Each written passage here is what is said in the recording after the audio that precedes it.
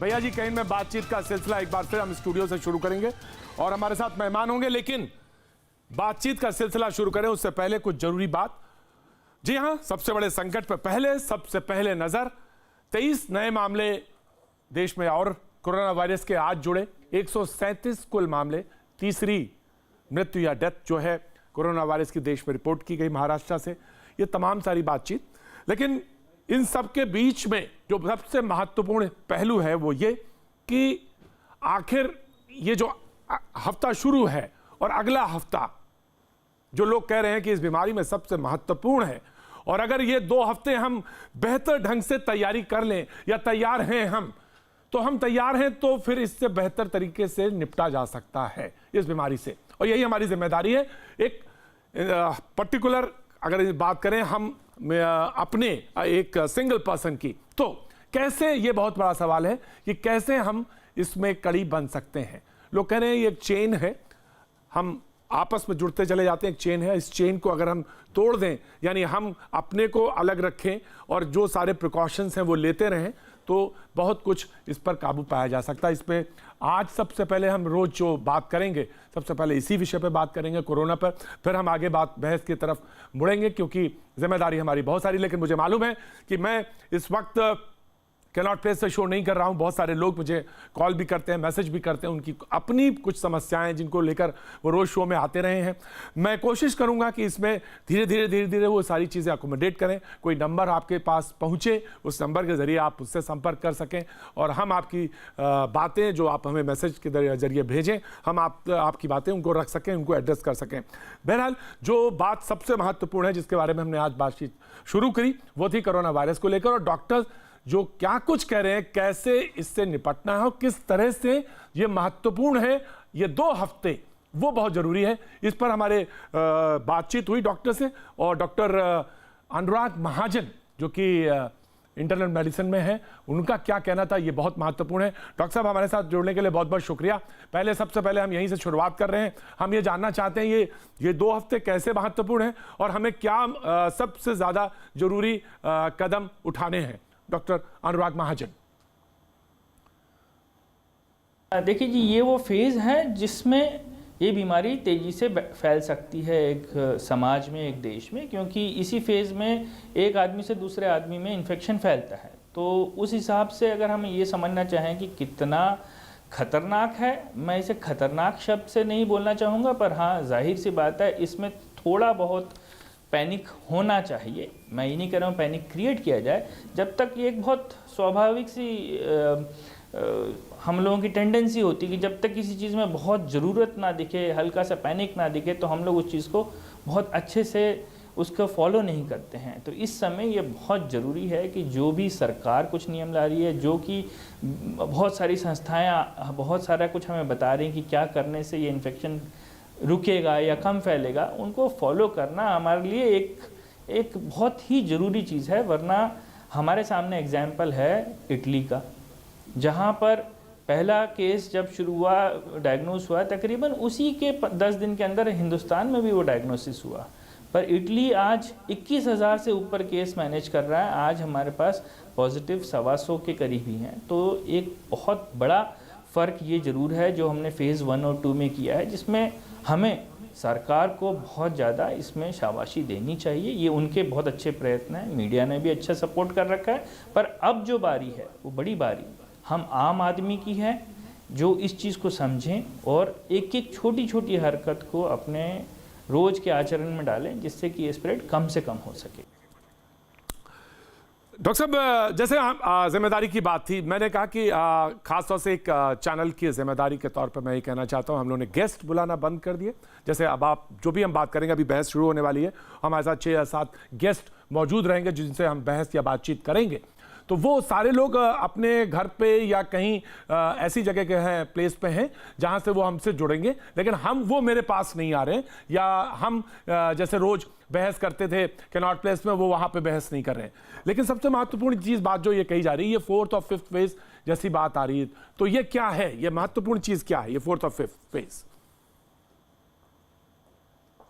Phase 3 से phase 4 की ओर हम लोग बढ़ चले हैं। फेज 3 वो होता है जिसमें कि कंफर्म केसेस हमारे पास हों, जो अब आ चुके हैं, और फेज़ 4 होता है जिसमें अब एक से दूसरे में स्प्रेड होना शुरू हो, तो हम फेज़ 3 से फेज़ 4 की ओर जा चुके हैं।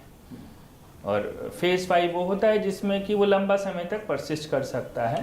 तो अभी तो हम लोग फेज़ 3 से 4 के और बढ़े हुए हैं इस वक्त। शुक्रिया डॉक्टर साहब, बहुत बहुत शुक्रिया, thank you so much, thank you so much. जैसे मैंने आपसे कहा कि हम आपसे जब भी शो शुरू करेंगे कल से भी, तो हम सबसे पहले कोई ना कोई डॉक्टर या कोई विशेषज्ञ या कोई स्वास्थ्य मंत्रालय का व्यक्ति महत्वपूर्ण रूप से जानकारी देगा कि इस वक्त देश में क्या कुछ हो रहा है और हमको क्या करने की जरूरत है। जैसे मिसाल के तौर पर 1 2 3 4 ये 4 उंगलियां हैं, इसमें अगर मैं मान लूं ये है मैं खुद, तो इसको अगर हम ऐसे कर लेंगे तो ये चेन टूट जाएगी। और हम अगर घर में बैठ जाएं, बातचीत के सिलसिले को ऐसे समझे कि अगर मैं घर पे बैठ जाऊं तो ये चेन टूटती है। और हम जब ये कहते हैं कि हमने रिस्ट्रिक्शंस लिए हैं, तो सच ये होता है कि हमने आपके लिए भी रिस्ट्रिक्शंस लिए हैं, आपको भी सेव किया है। लेकिन ये भी बात सच है कि काम वैसे ही चलेगा जैसे चलता रहा है, हम भी चलेंगे वैसे ही, बहस को आगे बढ़ाएंगे। और महत्वपूर्ण पहलू ये है कि जो आज बहस में लोग शरीक हो रहे हैं उनका मैं तारुफ करा देता हूं, उनसे परिचय करा देता हूं। बीजेपी का पक्ष रखने के लिए मनोज यादव जी हमारे साथ मौजूद हैं, बहुत बहुत शुक्रिया। आचार्य प्रमोद कृष्णम कल की पीठाधीश्वर हमारे साथ मौजूद हैं गाजियाबाद से, आचार्य जी बहुत बहुत शुक्रिया, बहुत बहुत थैंक यू सो मच। एक ही वाजपेयी साहब प्रवक्ता लोक जनशक्ति पार्टी से हमारे साथ नोएडा से जुड़ रहे हैं, बहुत बहुत शुक्रिया। देखिए आप, ये बहुत महत्वपूर्ण है, इसको जरूर ध्यान दीजिएगा कि कोई नोएडा से है, कोई गाजियाबाद से है, कोई दिल्ली से, जो जहां है वहीं से हमारे साथ जुड़ रहा है। निशांत वर्मा जी जयपुर से हमारे साथ जुड़ रहे हैं। देखिए स्टूडियो में मौजूद रहते हैं, दिल्ली में रहते हैं, लेकिन वो आज जयपुर में है, वो वहां से जुड़ रहे हैं। दानिश रिजवान साहब पटना से हमारे साथ हैं और हम पार्टी से हैं, वो वहां से हमारे साथ जुड़ रहे हैं, बहुत बहुत शुक्रिया। सतीश प्रकाश जी हमारे साथ मेरठ से जुड़ रहे हैं। मैं अक्सर कहता हूं कि मेरठ से आते हैं बहस में, लेकिन आज हम उनके पास मेरठ पहुंचे तो वो मेरठ में हमारे साथ जुड़ रहे हैं। ममता काले दिल्ली के रहने वाली हैं और दिल्ली से हमारे साथ जुड़ रहे हैं, बहुत बहुत शुक्रिया। आज की जो बहस है वो एक मायने में इस बारे में भी बहुत महत्वपूर्ण है कि कल क्या होगा। जहां तक मध्य प्रदेश का सवाल है, पूरे एक शब्द इस्तेमाल होता है खासतौर से राजनीति में, और वो होता है ड्रामा। तो ये कैसे किस करवट जा रहा है। लेकिन कुछ देर पहले सिंधिया साहब की तरफ से और उनके खेमे की तरफ से बात आई कि 18 महीने जो कमलनाथ सरकार थी उसने किसानों का कर्ज माफ नहीं किया। 10 पॉइंटर्स हैं जिसमें कहा गया कि ये चीज नहीं हुआ जिससे सेटबैक लगा और जिसकी वजह से उन्होंने बीजेपी का दामन थामा। जनता के मुद्दे उठाने के लिए कमलनाथ और दिग्विजय सिंह ने मुझे डांटा। यह बहुत महत्वपूर्ण पॉइंट है। मेरे विश्वास पात्र लोगों को लगातार परेशान किया जा रहा है, ये पॉइंट ठीक है, यह होता रहता है, लेकिन जनता के मुद्दे उठाने के लिए कमलनाथ और दिग्विजय सिंह ने मुझे डांटा, ये जो पॉइंट है ये बहुत महत्वपूर्ण है, जो कि सिंधिया जी कहते हैं। और बहस का आगाज हम यहां करते हैं, शुरुआत करते हैं। सबसे पहले आचार्य प्रमोद कृष्णम जी। आचार्य जी, दिग्विजय जी के तो आप बहुत क्लोज हैं और उसके बाद आप जानते भी उन्हें, जो ये बात कही सिंधिया जी ने वो कहां तक सही, कितनी सही और कितनी तर्कसंगत। आचार्य प्रमोद कृष्ण। देखिए प्रतीक जी, जहाँ तक दिग्विजय सिंह जी से क्लोजनेस का सवाल है, तो मेरा तो ज्योतिरादित्य सिंधिया जी से भी बड़ा नज़दीक का रिश्ता रहा है। जब उनका विवाह हुआ था तो स्वर्गीय महाराज माधवराव सिंधिया जी, उनके पिताजी ने मुझे उसमें भी आमंत्रित किया था, मैं तो उनके विवाह में भी सम्मिलित रहा हूँ। अब सवाल उठता है कि ज्योतिरादित्य सिंधिया जी ने क्या कहा है। देखिए पहली बात तो ज्योतिरादित्य सिंधिया जी जब कांग्रेस पार्टी छोड़ करके भाजपा में शामिल हो गए हैं तो वो ये तो कहेंगे नहीं कि मैं कांग्रेस में बहुत अच्छा था या कांग्रेस अच्छी थी, उन्हें कहना ही पड़ेगा, ये एक स्वाभाविक सी बात है। पर जहाँ तक उनके स्पेसिफिकली बयान का सवाल है तो ज्योतिरादित्य सिंधिया जी के कहने से कम 6 मिनिस्टर बनाए गए थे और उनसे ये भी नहीं पूछा गया था कि ये क्यों आप किसका नाम दे रहे हैं। 6 के 6 उन्होंने नाम दिए और वो मिनिस्टर बन गए। उसके बाद उनकी इच्छा ये ज़रूर थी कि वो चीफ मिनिस्टर बने, लेकिन हालात ऐसे बन गए थे कि कमलनाथ जी को पहले मध्य प्रदेश कांग्रेस का अध्यक्ष बनाया गया था और भूपेश बघेल जी को छत्तीसगढ़ प्रदेश कांग्रेस का अध्यक्ष बनाया गया था और सचिन पायलट को राजस्थान का अध्यक्ष बनाया गया था। इसमें सचिन पायलट जी के साथ थोड़ी नाइंसाफी हुई, बाकी प्रदेश कांग्रेस अध्यक्षों को अक्सर चीफ मिनिस्टर बनाया गया है। ऐसा कांग्रेस का थोड़ी परंपरा भी रही है, थोड़ा सिस्टम भी रहा है। एक दो अपवाद अलग हैं। अब मैं ये कहना चाहता हूं कि कल क्या होगा जो आप कह रहे थे, तो अब जो 16 विधायक बेंगलौर में बैठे हैं मध्य प्रदेश के चीफ मिनिस्टर ने कम से कम 10 बार ये बात कही है। कांग्रेस के सभी नेता ये बात कह रहे हैं कि भाई फ्लोर टेस्ट विधायकों के द्वारा ही तो होगा। विधायक अगर गायब है तो फ्लोर टेस्ट का औचित्य नहीं बचता है। सुप्रीम कोर्ट में भी ये प्ली दी गई है कि उन विधायकों को अगर अपना इस्तीफा देना है तो वो ईमेल पर वीडियो क्लिप बना करके, और इस तरह बेंगलोर में क्यों कर रहे हैं, वो भोपाल में आए, विधानसभा अध्यक्ष से मिले, स्पीकर से मिले, उन्हें कौन रोक सकता है? जो इस्तीफा देना चाहता है उसे कौन रोक सकता है? वो अपनी सदस्यता को खोने के मूड में अगर आ चुके हैं और भाजपा से इतने प्रेरित हो चुके हैं तो उन्हें कौन रोक सकता है? सवाल यहां खड़ा होता है कि उन विधायकों को भोपाल बीजेपी नहीं ला रही है और एक तरफा डिमांड कर रही है। कभी गवर्नर साहब से चिट्ठी लिखवाती है, फिर दोबारा चिट्ठी लिखवाती है, लिखवाती है। आप कहते हैं साहब कमलनाथ सरकार विश्वास खो चुकी है। कमलनाथ जी कहते हैं भाई सदन में आके अविश्वास प्रस्ताव तो लाओ, तभी तो वोटिंग होगा। बिल्कुल मनोज जी, आप बिल्कुल मनोज जी आप बोलना चाहते हैं, मैं जानता हूं। ये बात जहां तक है कि डिसाइड तो फ्लोर पे ही होगा और फ्लोर ही तय करेगा, तो 16 विधायक क्यों नहीं आते? ये सवाल जो है आचार्य प्रमोद कृष्ण ने पूछा, और ये तर्कसंगत इस तरह है क्योंकि आप बैंगलोर से तो तय नहीं करेंगे ना, मेजॉरिटी तो फ्लोर पे ही तय होगी और पुराने इसके प्रमाण भी हैं। प्रतीक जी, मैं सबसे पहले तो ये बता देना चाहता हूं कि देखिए, जो विधानसभा स्पीकर है उनके जो निर्णय था पहले वही संदिग्ध हो जाता है। आपने देखा होगा उन्होंने सेलेक्टिव पॉलिटिक्स किया, केवल मात्र 6 लोगों का इस्तीफे मंजूर कर लिए और बाकी को छोड़ दिया है। ये कौन सी राजनीति कर रहे हैं? पहला सवाल तो ये उठता है। और दूसरा सवाल ये उठता है, साहब मतलब गलती आप कर रहे हैं, उल्टा चोर कोतवाल को डांटे। भाई उन्होंने आरोप लगाया है कि कमलनाथ जी हमें दुत्कार देते थे, हमें भगा देते थे, हम विकास के कार्य करना चाह रहे थे, हमें काम करने का मौका नहीं मिल रहा था, तो वो आरोप लगा रहे हैं कमलनाथ जी पर। और तीसरा सवाल ये है कि भाई साहब ये बता दीजिए जरा कि किसी भी विधायक ने क्या ये कहा है कि भारतीय जनता पार्टी ने हमें बंधक बनाया है? किसी ने भी नहीं कहा है। वो प्रेस कॉन्फ्रेंस कर रहे हैं, बल्कि वो ये बोल रहे हैं कि भैया जी हमको मध्य प्रदेश में असुरक्षा है, हम असुरक्षित महसूस कर रहे हैं, क्योंकि ज्योतिरादित्य सिंधिया जी के जो काफिला था उन पर किस तरह की वारदात हुई, किस तरह वहां पर ड्रामा क्रिएट हुआ था, तो वो सीआरपीएफ की मांग कर रहे हैं, वो सुरक्षा की मांग कर रहे हैं, और आप हम ही को दोष दे रहे हैं कि बंधक बना रखे हैं। उन्होंने प्रेस कॉन्फ्रेंस करके उन्होंने कहा कि हम लोग बंधक नहीं है। बंधक शब्द का इस्तेमाल आचार्य ने नहीं किया। जी आचार्य प्रमोद जी, मैं पूछना चाहता हूं कि जरा स्पष्टीकरण दे कि भैया ये गलती किसकी है? आपके शीर्ष नेतृत्व विफल हो गया है, आपके नेता विफल हो चुके हैं। कमलनाथ जी के ऊपर आरोप लगा रहे हैं कि वो माफिया राज वहां चला रहे थे, जंगल राज वहां चल रहा था, आपने किसानों का कर्ज माफ नहीं किया, आपने युवाओं के जो वायदे किए थे वो पूरे नहीं किए, और आप दोष मंड रहे भारतीय जनता पार्टी पर। जी प्रमोद जी। देखिए प्रतीक जी, अभी भारतीय जनता पार्टी के जो भी सम्मानित प्रवक्ता बोल रहे थे, एक बात मुझे बताइए कि विधानसभा अध्यक्ष का क्या दायित्व और जिम्मेदारियां नहीं है? अगर कोई एमएलए का इस्तीफा वो स्वीकार कर ले मेल पे सपोज, और वो कल को एमएलए आकर के कहता है कि आपने मेरा जीवन खराब कर दिया, मेरा इस्तीफा स्वीकार कर दिया, मैंने तो नहीं दिया था, दबाव में दिया था, तो विधानसभा अध्यक्ष आचार्य जी 6 लोगों का क्यों आपने विधानसभा ओके प्रतीक जी, मैं पूरा कर लूं। विधानसभा अध्यक्ष को यह अधिकार है कि जिस इस्तीफे से वो सहमत है, संतुष्ट है, उसको स्वीकार कर सकता है। अब उन्होंने कहा कि भाई ठीक है आप आ जाइए मेरे सामने, इसमें आफत क्या है, इसमें प्रॉब्लम क्या है? आखिर इसमें प्रॉब्लम क्या है? प्रॉब्लम क्या है? जहां तक सवाल है कमलनाथ जी का नेतृत्व का, और कमलनाथ जी के यहाँ क्या चल रहा था और उससे संतुष्ट नहीं थे, वो एक राजनीतिक विषय है, वो चलता रहेगा, मैं उस पर जाना नहीं चाहता।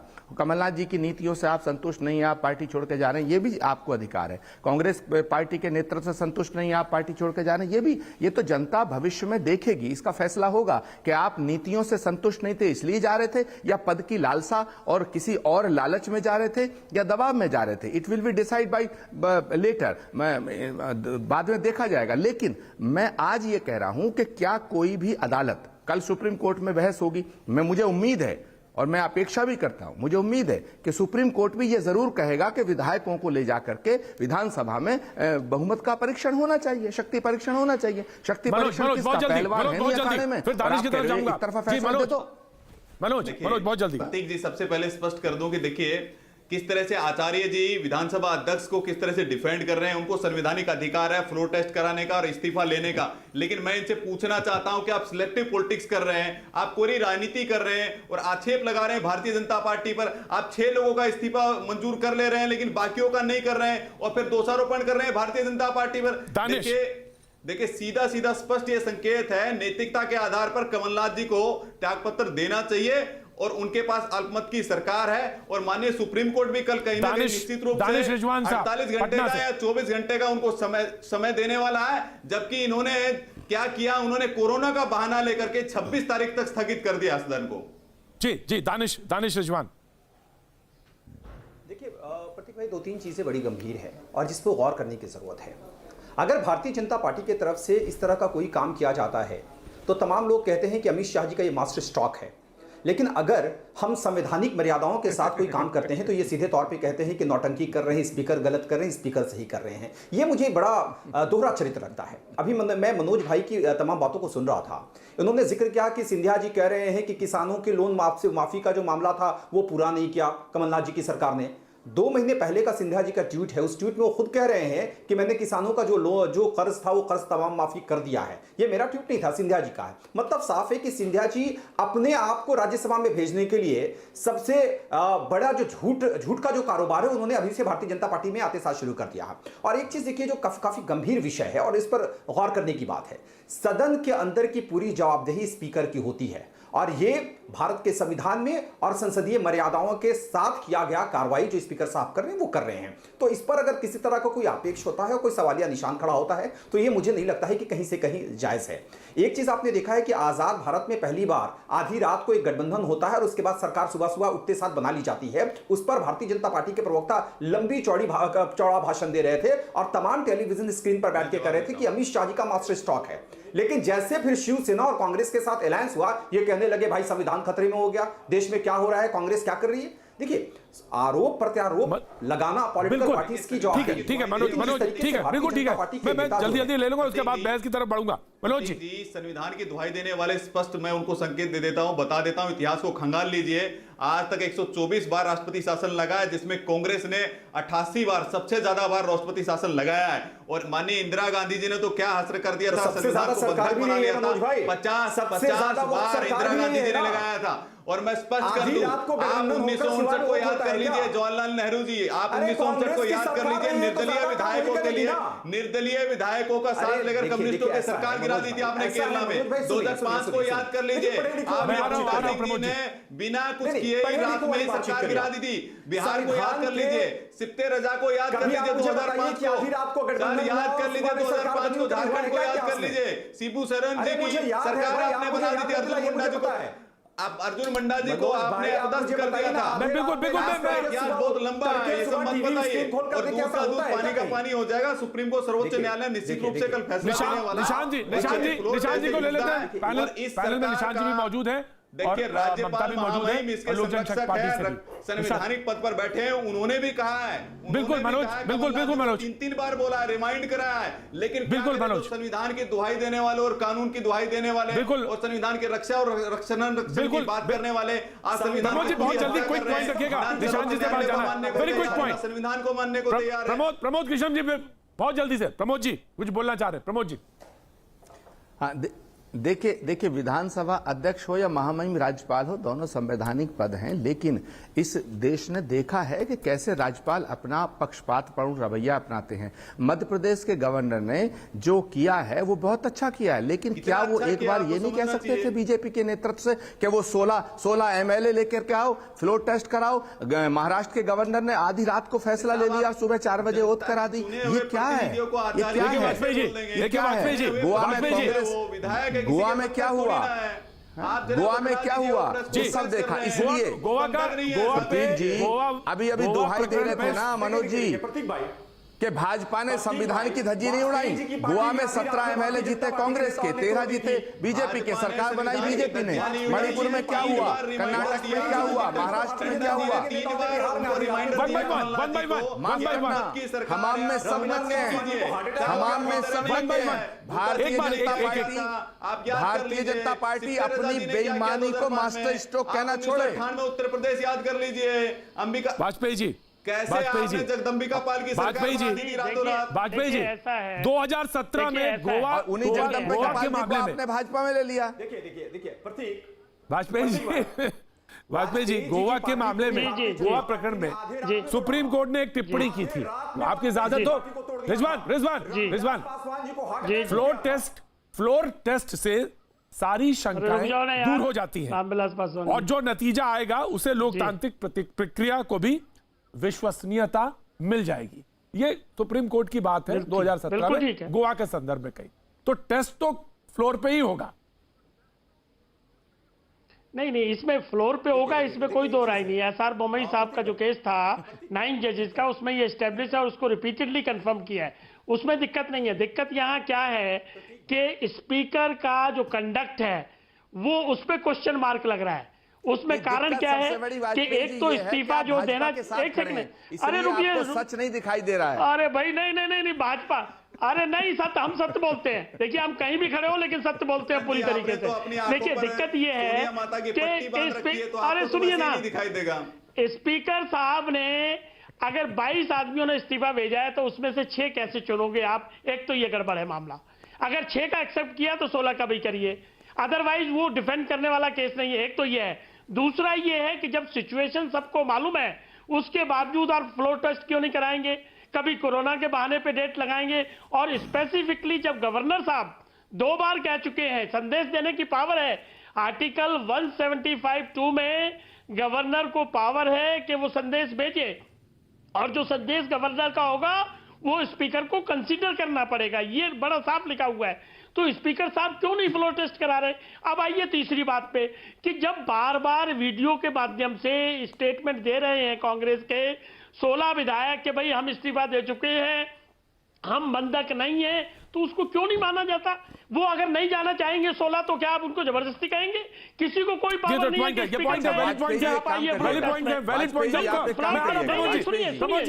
अरे सुन वाजपेयी जी, मैं आ रहा हूं वक्त एक छोटे से ब्रेक के बाद मैं फिर हाजिर होता हूं। भैया जी कहीं पे आपका एक बार फिर स्वागत है, और जो बहस में हमारे साथ लोग मौजूद हैं पैनल में, उनका हम एक बार फिर से तारुफ करा देते हैं जल्दी से। ममता काले हमारे साथ मौजूद है, राजनीतिक विशेषज्ञ दिल्ली से। सतीश प्रकाश जी मेरठ से मौजूद है। दिनेश रजवान साहब हमारे साथ पटना से मौजूद हैं। निशांत वर्मा जी हमारे साथ जयपुर से जुड़ रहे हैं, बहुत बहुत शुक्रिया। AK वाजपेयी जी हमारे साथ नोएडा से जुड़े हुए हैं। मनोज यादव बीजेपी प्रवक्ता हमारे साथ लगातार मौजूद है, बहुत बहुत शुक्रिया, थैंक यू। लेकिन 2 पक्ष है, एक मैंने गोवा का रेफरेंस दिया था, दूसरा है अरुणाचल प्रदेश के मामले में सुप्रीम कोर्ट ने कहा कि अगर राज्यपाल को लगता है कि CM बहुमत खो चुके हैं तो वो बहुमत परीक्षाओं का निर्देश देने के लिए स्वतंत्र है। एक तरफ विधानसभा अध्यक्ष का पक्ष था जो इससे पहले अभी कुछ देर पहले पक्ष रख रहे थे आचार्य प्रमोद कृष्ण, और दूसरा राज्यपाल का। अब सवाल यह है कि इस बीच में तमाम सारी मर्यादाएं हैं, जो कि कहा जा रहा है कि फ्लोर टेस्ट जो है वो तो विधानसभा पे ही होगा, वहीं पे होना चाहिए, लेकिन क्यों नहीं आ रहे हैं विधायकों ने भी प्रेस कॉन्फ्रेंस की है। इन तमाम पक्ष विपक्ष के बीच बहस को सिरे को पकड़ते हैं। सतीश जी मेरठ से, सतीश जी। नहीं देखो प्रतीक जी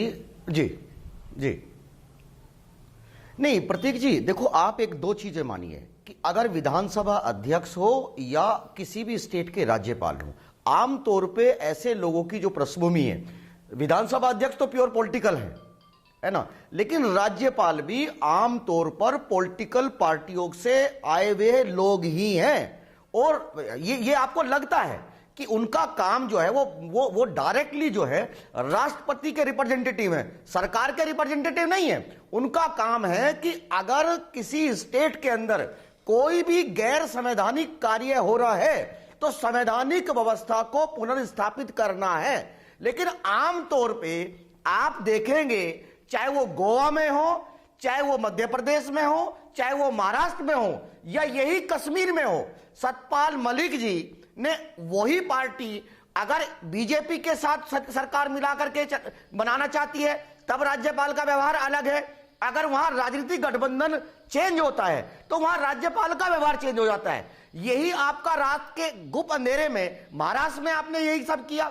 यहां भी आपको यह बात माननी पड़ेगी कि राज्यपाल का काम सिर्फ संवैधानिक व्यवस्था को स्थापित करना है।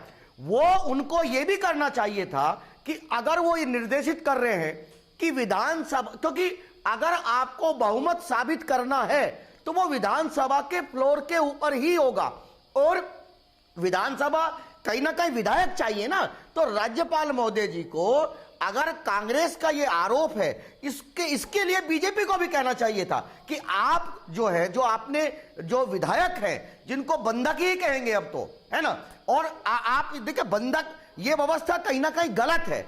और मुझे एक बात और मैं जरूर कहूंगा कि देखो सुप्रीम कोर्ट भी वही करेगा। अल्टीमेटली विधानसभा अध्यक्ष के सामने ही ये पूरा का पूरा जो है सत्ता स्थापित किसकी होगी या किसकी नहीं होगी, मनोज रखना चाह रहे हैं विधानसभा के फ्लोर के ऊपर ही होगा। मनोज, इसके बाद में ममता आपके पास आता हूं। मनोज जी देखिए प्रतीक जी, मैं स्पष्ट कर दूं कि जो बता रहे हैं कि राज्यपाल भी पॉलिटिकल पद है और स्पीकर का भी पॉलिटिकल पद है। पॉलिटिकल पद जरूर है लेकिन संवैधानिक मर्यादाएं हैं, संवैधानिक मर्यादाएं हैं, संवैधानिक मर्यादाओं का पालन करना चाहिए। राज्यपाल के पास अधिकार है, राज्यपाल के पास में अधिकार है 164 के तहत। राज्यपाल संवैधानिक मुखिया है। राज्यपाल को लग रहा है कि उसकी सरकार है तो राज्यपाल को मान कर रहे हैं।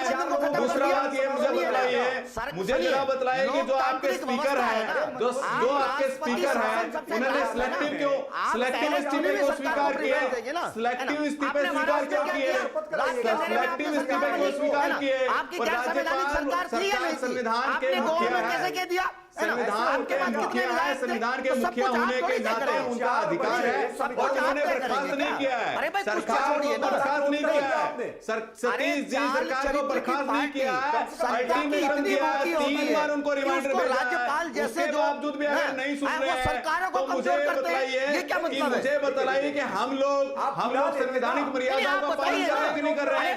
राज्यपाल की जो स्थिति है वो संतुलित नहीं है। राज्यपाल अपना कर रहे हैं लेकिन स्पीकर वो पॉलिटिकल काम कर रहे हैं। इसी बीजेपी ने आराम से सतीश जी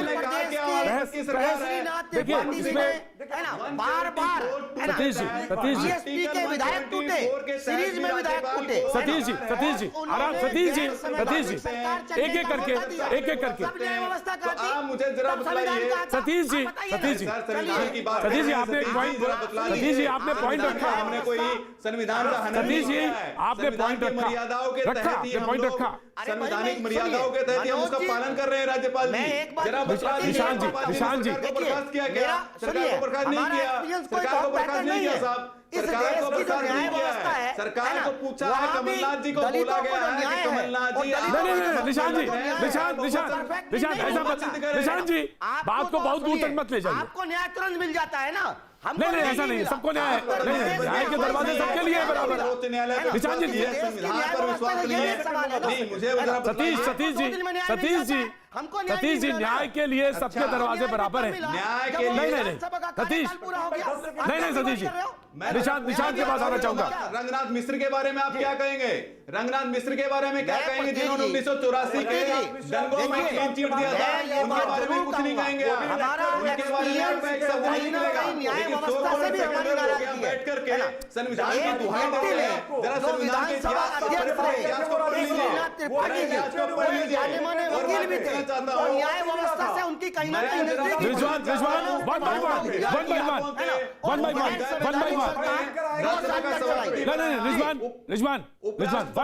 एक एक करके। मनोज जो सेक्युलर चेहरा है वो डबल स्टैंडर्ड खत्म हो जाता है। मनोज रंगनाथ ममता नहीं बोली है। ममता वो डिबेट इलेक्टेड बनाया आपने, इलेक्टेड उनको राज्यसभा में डिबेट में शामिल करिए। नॉमिनेटेड है। नहीं मनोज ममता संवैधानिक व्यवस्थाओं की दुहाई दी जा रही है।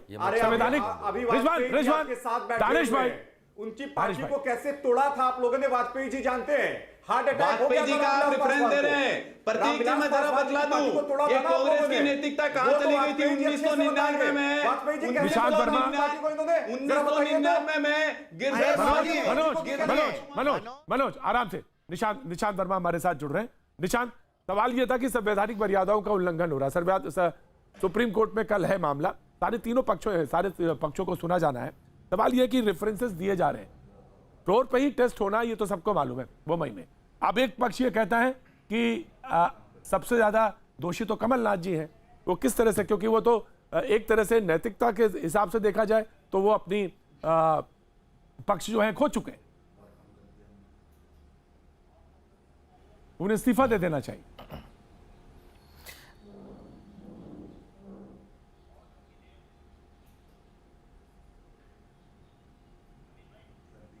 निशांत, आपको आवाज आ रही है हमारी? निशांत, आवाज आ रही है आपको? देखिए प्रतीक जी, मैं दो बातें बहुत साफ कर दूं।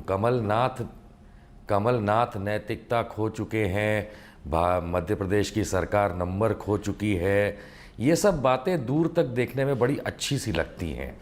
लेकिन थोड़ी देर पहले वाजपेयी साहब, हाँ आ रही है ना, बोल तो रहा हूँ, लेकिन थोड़ी देर पहले वाजपेयी साहब एक बात रख रहे थे। मेरी आवाज पहुंच रही है आप तक? जी जी, आ रही है।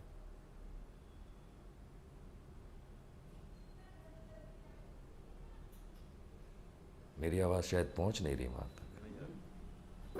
प्रतीक, आपको मेरी आवाज आ रही है? जी आ रही है, आवाज आ रही है, लेकिन मैं आपको थोड़ी देर में आपके पास आता हूं। ममता कुछ बोलना चाह रही थी। जी।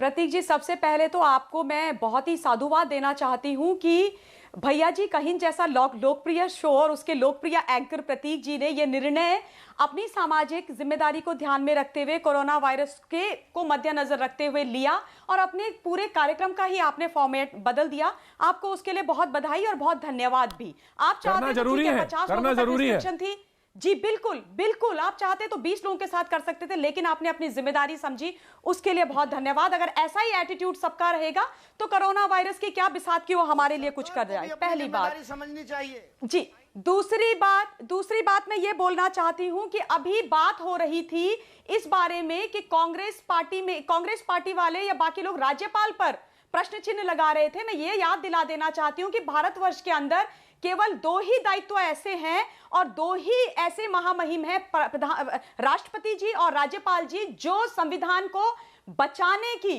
कसम खाते हैं। बाकी चाहे वो पार्लियामेंटेरियंस हो चाहे एमएलएज हो, वो संविधान के हिसाब से काम करने की कसम खाते हैं। तो जहां पर भी संविधान का हनन होगा उसकी रक्षा करना राष्ट्रपति जी का और किसी भी राज्य के राज्यपाल का कर्तव्य है। तीसरी बात, देखिए समय बड़ा बलवान होता है प्रतीक जी, और समय का चक्का घूम रहा है कांग्रेस पार्टी में। 1967 में जब बहुत ही उठापटक कांग्रेस के अंदर हुई थी और जब सीनियर लीडर्स को ऐसा लगा कि इंदिरा जी पार्टी विरोधी काम कर रही हैं और 1969 में उनको पार्टी से हटा दिया गया था, उसके बाद उन्होंने कांग्रेस आई का गठन किया और इंदिरा जी उस वक्त 52 वर्ष की थी और उन्होंने जितने भी वेटरन लीडर्स थे कांग्रेस के, चाहे माननीय मुरार जी रहे हो, चाहे नीलम संजीवा रेड्डी जी रहे हो, चाहे के कामराज जी रहे हो, सबको एक तरफ कर दिया और जितने भी यंग यूथ था उनको सबको वो कांग्रेस आई में लेके आके उन्होंने कांग्रेस आई बना दी। और उस वक्त भी यही हुआ कि यूथ वर्सेस ओल्ड वाला वहां पर बहुत बड़ा मंथन चला और उस मंथन में से 2 पार्टियां बनी। ओ तो खत्म ही हो गई और आई ने जो है नए लोगों को, युवाओं को लेकर के अपनी पार्टी बनाई। वही आज हो रहा है प्रतीक। आप देखिए सिंधिया बीजेपी में आ गए। अगर आप महाराष्ट्र में देखेंगे तो मिलिंद देवरा भी कोई खुश नहीं है। अगर आप हरियाणा में देखेंगे तो हुड्डा जी ने कुमारी शैलजा का बलिदान कर दिया है, उनकी बलि चढ़ा दी अपने बेटे के लिए। आप गुजरात में देखिए उनके जितने भी युवा एमएलएज हैं वो एक के बाद एक जो है रिजाइन करके निकल रहे हैं। असम में भी यही हो रहा है। तो युवाओं को यहाँ पर कभी जब नहीं पूछा जा रहा है, कांग्रेस जो है पॉलिटिकल बैंक करप्सी से जूझ रही है। कांग्रेस के पास आज राजनीति में कुछ भी ऑफर करने के लिए नहीं है। हालत उनकी बहुत खराब है और ब्लेम जो है वो भारतीय जनता पार्टी पे डालते हैं, माननीय राज्यपाल जी पर डालते हैं, जिस पे मर्जी आती है डाल देते हैं। यहाँ तक कहते हैं कि हमारे ममता सुनते हैं, ममता बहन हो गया। बोलिए प्रतीक भाई, ममता बहन ने जिन बातों की शुरुआत करी कि कोरोना वायरस को लेकर प्रतीक जी ने बहुत अच्छे से डिबेट ऑर्गेनाइज किया है, अलग अलग जगहों से किया है। जब ममता बहन इतनी समझदार हैं तो फिर ये क्यों नहीं समझ रही हैं कि कोरोना के चलते अगर डिबेट अलग तरीके से हो सकता है तो सदन की कार्यवाही भी बढ़ा दी जाए। जब इतनी वो समझदार हैं कि उनको लग रहा है कि 4 लोग बैठेंगे तो कोरोना फैल सकता है, तो इतने विधायक बैठेंगे तभी तो फैल सकता है। तो बहन ऐसा है, आपकी बातों को मध्य प्रदेश के मुख्यमंत्री कमलनाथ जी ने बड़ी गंभीरता से लिया है। सुनिए बहन, सुनिए मेरी बात, अरे मेरी बात सुन लीजिए ना बहन, बहन मेरी बात सुनिए ना, कंप्लीट करने दीजिए बहन, बहन मेरी बात को कंप्लीट करने दीजिए ना, बहन मेरी बात को कंप्लीट करने दीजिए ना। लेकिन हर रोज शाम में मुख्यमंत्री आवास में कमलनाथ साहब जो है 100 से 50 लोगों को बुला करके रिजवान की बात सुन लेते हैं, रिजवान की बात सुन लेते हैं, रिजवान की बात सुन लेते हैं, ममता रिजवान की बात सुन लेते हैं। अरे ठीक है, तो उनके पैरों के नीचे से जमीन खिसक जाती है और विधानसभा सुनिए बहन, रिजवान की बात सुन लेते हैं। मेरी बात सुनिए ना बहन, मेरी बात सुनिए, गुस्सा मत करिए बहन, बहन गुस्सा मत कीजिए, गुस्सा नहीं करते बहन, गला खराब हो जाएगा आपका गला खराब हो जाएगा बहन, आपका गला खराब हो जाएगा। नहीं भाई साहब, आप रिजवान बहुत जल्दी क्विक, रिजवान क्विक, चिंता ना करें, आप कांग्रेस पार्टी की चिंता करें। 2-3 चीजें बहुत साफ है, पॉलिटिकल बैंक करप्शन से अभी जूझ रही बहुत साफ है, जिसके नेता उनको छोड़-छोड़ कर भाग रहे हैं, उनकी चिंता कीजिए मेरे बड़े भाई। सुनिए ना, बोल लेने दीजिए ना, सवाल पे सवाल नहीं होता है बहन। देखिए जल्दी Rizwan, very quick Rizwan quick. आपके पास संख्या बल है, अगर आपको लगता है कि सरकार आप गिरा लेगी तो थोड़े दिन इंतजार कर लीजिए, सरकार उस टाइम भी गिरा लीजिए। आप हड़बड़ी में क्यों हैं? क्योंकि आपको पता है कि अगर जिन विधायकों को आपने किडनैप करके रखा हुआ है। मैं आता हूं, बात एक छोटे से ब्रेक के बाद ना फिर हाजिर होता बने रहिए हमारे साथ बहस में। जी ऑफ कोर्स वाजपेयी जी, मैं आपके पास आता हूं, आप सबसे कम बोले, मैं आता हूं आपके पास। वक्त एक छोटे से ब्रेक का। भैया जी करीम में आपका एक बार फिर स्वागत है। बातचीत के सिलसिले को एक बार फिर से शुरू करेंगे। निशांत वर्मा जी, मैं आपसे माफी भी मांगना चाहता हूं क्योंकि आप तक मैं पहुंच नहीं पाया, कुछ टेक्निकल प्रॉब्लम थी। निशांत जी, आप कुछ बात रखना चाह रहे थे। मैं दरअसल बात ये स्थिति पे हो रही थी कि संवैधानिक व्यवस्थाओं को बचाने की जिम्मेदारी सबकी है, चाहे वो स्पीकर हो, चाहे राज्यपाल हो। और जिस तरह से फ्लोर पे बात हो रही थी, हाँ ऑफ कोर्स फ्लोर पे ही टेस्ट होगा, लेकिन डेट को लेकर आगे पीछे उसी पे सारी रस्साकशी हो रही थी। निशांत जी, देखिए, मैं बहुत छोटी सी बात रखना चाहूँगा यहाँ पे कि हाँ, संविधान को तो सबने बचाना है, चाहे वो एमएलए हो, चाहे स्पीकर हो, चाहे गवर्नर साहब हो या राष्ट्रपति साहब हो। लेकिन मुद्दे की बात यहाँ पे ये है कि वाजपेयी साहब थोड़ी देर पहले पैनल पे थे और वो ये कह रहे थे कि 16 जो एमएलए हैं वो बेंगलोर में बैठे वीडियो पे कुछ कह रहे हैं। उन्हें मैं बताना चाहूँगा कि जब तक चेक अकाउंट में नहीं आता बैंक में, तब तक भुगतान नहीं होता। दूर से व्हाट्सएप पे दिखाने से पैसे नहीं मिलते। उसी तरीके से भाजपा के मनोज यादव जी यहाँ पे बैठे हैं, ममता जी यहाँ पे बैठी हैं, राजनीतिक विश्लेषक। काफ़ी देर से मैं इन लोगों को सुन रहा हूँ, इंदिरा गांधी तक बात चली गई, कौन क्या करता है वो चली गई, लेकिन मनोज यादव जी आज शायद ये ना बता पाएं और बता भी नहीं पाएंगे कि संविधान की दुहाई देने वाले पहला कदम ये होता है कि जहां आपको ये अगर लगता है as opposition, as a responsible opposition, mister BJP आज ऑपोजिशन में वहाँ पे मध्य प्रदेश में, अगर आपको लगता है कि सरकार के पास नंबर्स नहीं है तो आपको अविश्वास प्रस्ताव मूव करना चाहिए था, जिसको हम नो कॉन्फिडेंस मोशन कहते हैं। आपने नहीं किया।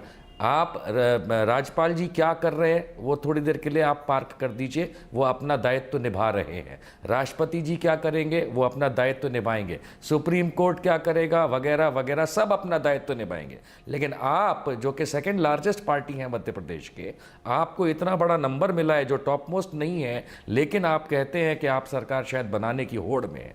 तो साहब ये बताइए, आपने अविश्वास प्रस्ताव क्यों मूव नहीं किया? क्योंकि आपको क्या विश्वास है इस सरकार पे? मनोज जी, प्रतीक जी, मैं स्पष्ट रूप से ये बता दूं कि जैसे भाई साहब ने बताया कि देखिए आपके राज्यपाल हैं वो पॉलिटिक्स कर रहे हैं, स्पीकर पॉलिटिक्स नहीं कर रहे हैं, आप जवाब दीजिए। मैं ये पूछना चाहता हूं एक बात कि जरा मुझे बताइए कि स्पीकर साहब ने ये सिलेक्टिव पॉलिटिक्स क्यों किया?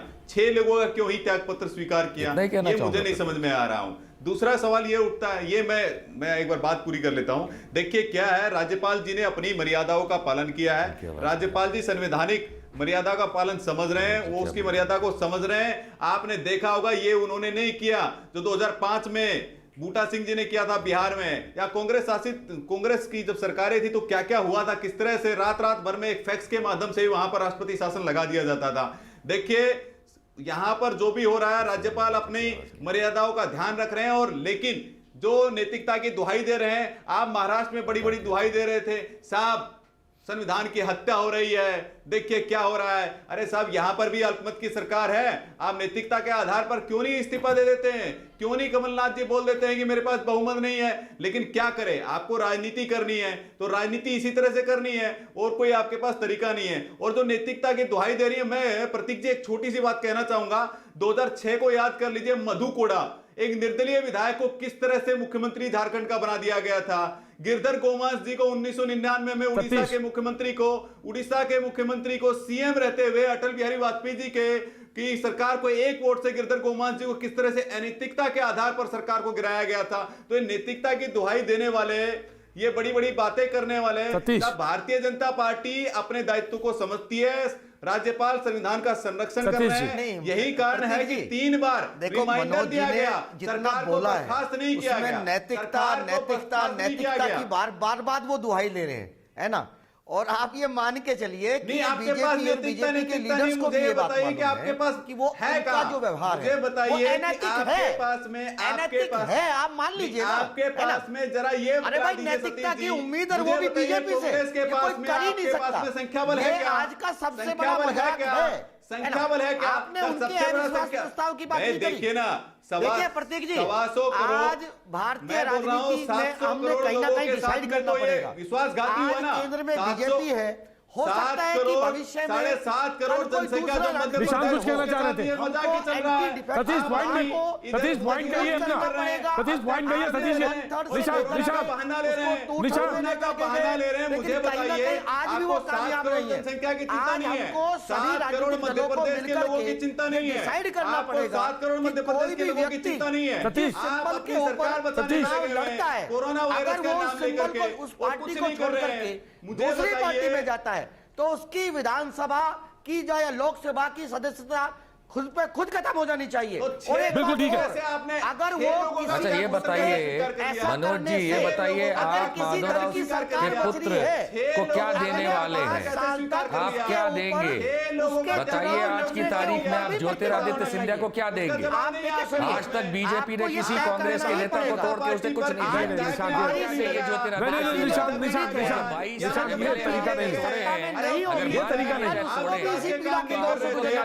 प्लीज आज तक किसी भी बीजेपी के अंदर कांग्रेस वालों को कुछ नहीं दिया गया। मनोज जी, आप यहाँ बैठ करके भाषण दे सकते हैं, लेकिन ये हकीकत मानिए, ये सच्चाई है अपनी जगह पे। कांग्रेस पार्टी में तो किसी को क्या दानिश रिजवान, कांग्रेस पार्टी ने आपको ये देश दिया है।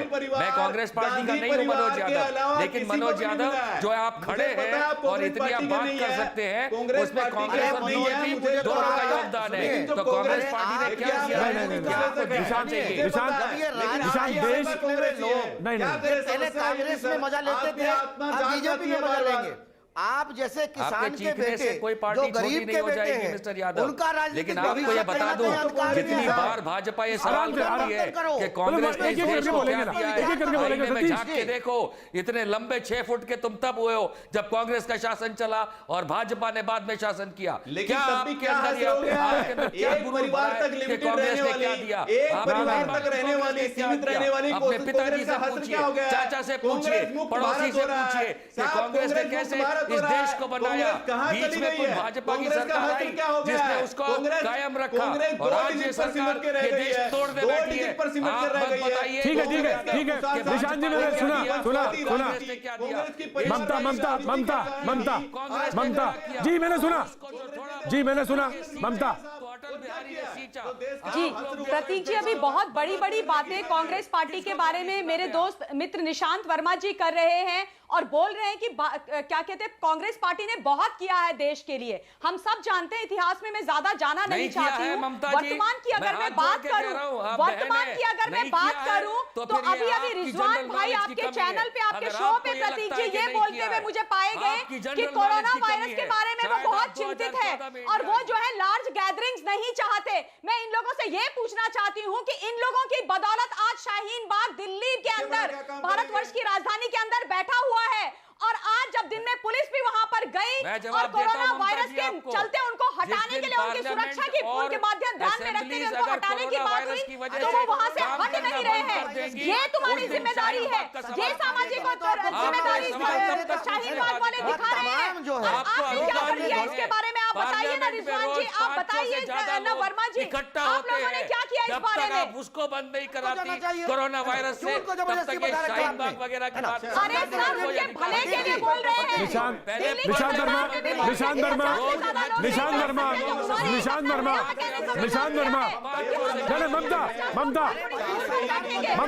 ममता प्लीज प्लीज प्लीज प्लीज, बहुत जिम्मेदारी के साथ मैं बहुत जिम्मेदारी के साथ बात करना चाहता हूँ, प्लीज सारे लोग। Mamata please please please please please please उनकी बातों को समझो, और खत्म कीजिए शाहीनबाग को। क्या मतलब है इसका कि आप पुलिस को बोल रहे हैं कि आप यहाँ से नहीं जाएंगे, तुम हमें नहीं हटा सकते हो? अरे आपके भले के लिए बोल रहे हैं कि आप यहाँ से हटिए, आपकी पुलिस के स्वास्थ्य के लिए बोल रहे हैं आपको। गृह मंत्री जी जाए ना, अपने व्यस्त कार्यक्रम से 10 मिनट का समय निकाल के जाए ना, है ना? मुझे पता है भारत की सरकार की विश्व के अंदर प्रशंसा हो रही है जिस तरीके से कोरोना वायरस से इस महामारी से देश के प्रधानमंत्री जो भारत की सरकार लड़ रही है, लेकिन विपक्ष के नाते आप क्या करें? एक शाहीनबाग आप लोगों से नहीं हट रहा है, हमारे लोगों को आप उठाने बुला रहे हैं।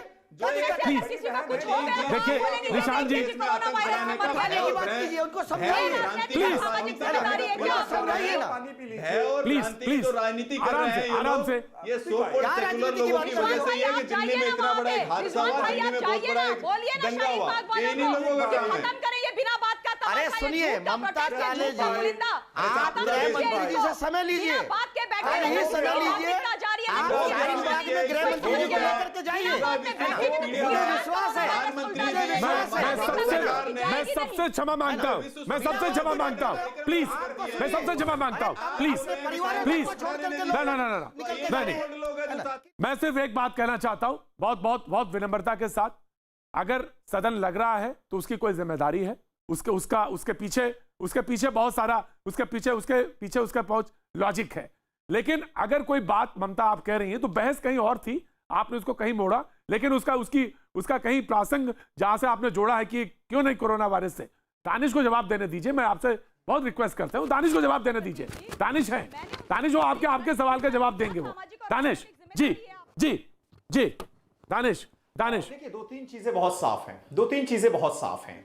अगर ममता जी को लगता है या भारतीय जनता पार्टी के प्रवक्ता को लगता है कि सरकार को ये बचा लेंगे, अपनी सरकार बनाएंगे, बहुमत साबित ये लोग करेंगे, हम साबित नहीं कर पाएंगे, तो थोड़े दिन इंतजार भी कर सकते हैं। हड़बड़ी में क्यों है? इनको लगता है कि जो किडनैप किए हुए विधायक हैं, अगर इनको लगता है कि वो विधायक इनके पक्ष में वोटिंग करेंगे तो इंतजार कर लीजिए, हड़बड़ी में क्यों है? अरे आप जब सरकार बचाइए, आप अपनी सरकार बनाएंगे। सिंधिया जी के साथ जो डील हुई है कि हम आपको केंद्र में मंत्री बनाएंगे, वहां सरकार गिरा दीजिए, तो वो डील अगर पूरी तरह से सलीके से हुई है तो आप इंतजार कीजिए। अब ममता जवाब दीजिए, अब ममता जवाब दीजिए, क्यों हड़बड़ा रही है? वो जा रहे हैं, झूठ वो बोल रहे हैं, भाजपा के नाम पर बोल रहे हैं कि आपने किडनैप कर दिया हमारे लोगों को। पॉलिटिकल डेस्परेशन तो उनकी दिखाई दे रही है जो पॉलिटिकल बैंक करप्सी को फेस कर रहे हैं।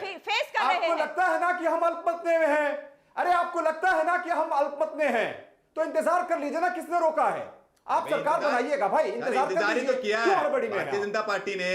भारतीय जनता पार्टी इंतजारी कर रही है, सर्वोच्च न्यायालय में हमने अपील किया है। साहब हमारे राज्यपाल कोशिश करी भाई, संवैधानिक पद पर बैठे हुए राज्यपाल, आपने इंतजार नहीं किया। आप संविधान हमने के कुर्सी चिथड़े उड़ा कुर्सी रहे कर दिया हैं। साहब। आप बाबा अरे आप अपने युवा नेताओं को एक के बाद एक निकलने पे मजबूर कर रहे हैं। आपके कांग्रेस जी निशांत जी, मैं आता हूं आपके अम्बेडकर के संविधान का पालन अगर किया है तो भारतीय जनता पार्टी ने किया है, भारतीय जनता पार्टी ने किया है। मैं सारे लोगों को दानिश बीजेपी सबको रोकना चाहूं। जी निशांत जी, आप कोई पॉइंट कह रहे थे जी। मैं ये कहना चाहता हूं कि आज इस प्रोग्राम में मनोज यादव जी भाजपा प्रवक्ता अपना दायित्व तो पूरा करें और ये बताएं कि मध्य प्रदेश में जहां इतनी उठापटक हो रही है, साहब आपने अपना विपक्ष का दायित्व रखते हुए क्यों आपने अविश्वास प्रस्ताव मूव नहीं किया? क्यों नो कॉन्फिडेंस मोशन नहीं मूव किया? ये बताइए। भारतीय जनता पार्टी पूरी विपक्ष की भूमिका निभा रही है। भारतीय जनता पार्टी ने कोई असंवैधानिक कदम नहीं उठाया है। भारतीय जनता पार्टी जनता के साथ खड़ी है, जनता के मुद्दा उठाने के लिए खड़ी है। अविश्वास भारतीय जनता प्रस्ताव पार्टी क्यों नहीं लाए? मैं आज की बहस सिर्फ यही रोकता हूं, आज की बातचीत को, सिलसिले को सिर्फ यही रोकते हैं, लेकिन कल फिर होगी मुलाकात। प्रीति रघुनंदन करेंगे अब आर पार।